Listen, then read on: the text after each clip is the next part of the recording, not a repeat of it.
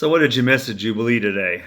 Well, you missed new folk arriving. You missed children running around and making noise. You missed the choir sounding fantastic. You missed saxophone, organ, piano. You missed community doing everything they could to connect but not shake hands because we're trying hard not to right now. Um, and you missed laughter, and you missed some quiet time. We considered the prophet Micah and that wonderful passage um, in which God and humanity seem to be having a parent-child argument.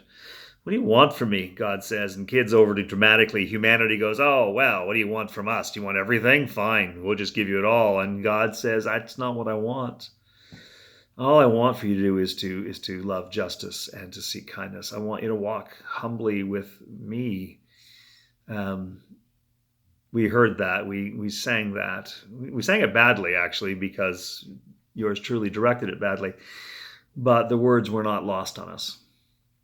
But this is also the Sunday where we are introduced to Matthew in chapter 5 when we hear Jesus tell us, blessed are the poor in spirit, for theirs is the kingdom of heaven.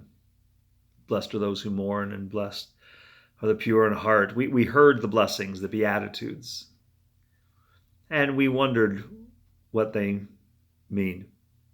We tried to let go of the nostalgia that makes us believe that words can be profound and life-changing when we don't actually even pay attention to what they mean. So I imagined a more intimate conversation with Jesus. Dramatically, it was between me and Jesus as I asked Jesus what those words really meant, and we listened and imagined what Jesus would say, what it means to be blessed. Not so much to be lucky or favored, but in fact, to be in God's presence. To be blessed is to have God's presence evident around you. To be blessed is for God's love to be revealed in you. And these things happen when we're mourning, and when we are poor in spirit, and when we are righteous. And these things happen when we're pure in heart. These things happen when we're peacemakers. These things happen in life all the time. We need to learn to open our eyes and recognize God's presence. Learn to take seriously this promise that God's love is revealed in us. We have incredible power and capacity to love. We actually can change the world. So we thought about that today in an imaginative way. Even as for some reason I kept humming the Eurythmics, sweet dreams are made of these, who am I to disagree? You really had to be there. And I'm sorry that you weren't. But hopefully you'll be with us soon, because we miss you.